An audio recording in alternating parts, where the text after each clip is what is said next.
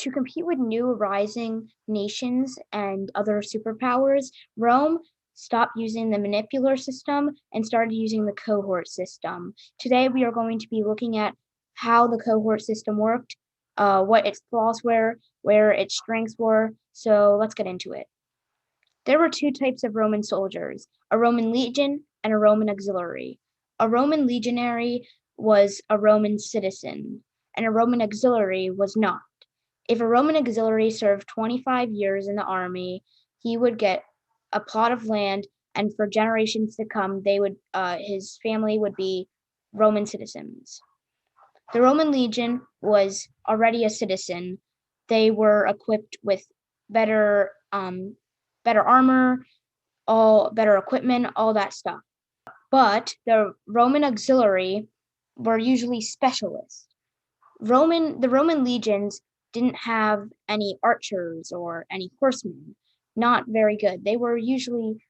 Rome was a very infantry base. So the Roman auxiliaries were specialists. They were archers, they were horsemen, and they did a great job of doing those things. And in return, they would get a plot of land, and for generations to come would be Roman citizens. We are going to be talking about the Roman legion today. How was the cohort system put together? 8 Roman legions formed a contubernium. They shared sleeping quarters. They shared jobs. They were kind of like your family when you were at war. 10 contuberniums formed a century. This was almost like your friends and family and your cousins, if you were putting this in an analogy for today. At the head of it, there was a leader, then there was another leader, a second in command, and a standard bearer. 6 centuries formed a cohort. A cohort was 480 men. It was a very strong and powerful force. As we can see, it keeps getting up, more and more men, and the number keeps rising.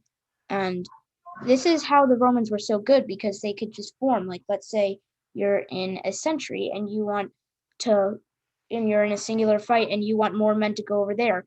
You could say, Contubernium 1, you go over there. Contubernium 3, you go over there. If you're in a cohort, you could say, Century, go over there.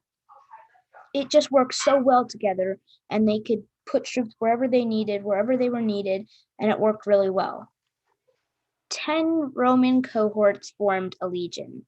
This was the biggest of all of them. There was almost 5,000 men in a legion. It was very, very powerful. Also, there were 120 equites, which were horseback.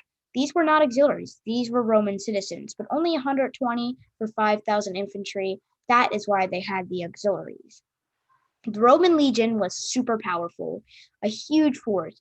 It was kind of like a separate little army. When the Roman armies came, the legions were like their separate army.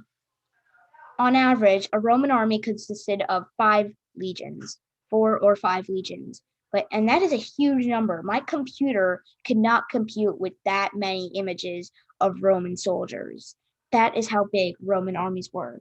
And sometimes Roman armies got up to as big as 8 legions. That is mind-blowing. That is huge. Huge armies, and it was just crazy how big Roman armies got. Another advantage from the Roman cohort system was that everybody was equal. In the manipular system, there was hastati, principes, and triarii. The principes were better than the hastati, but the triarii were better than the principes.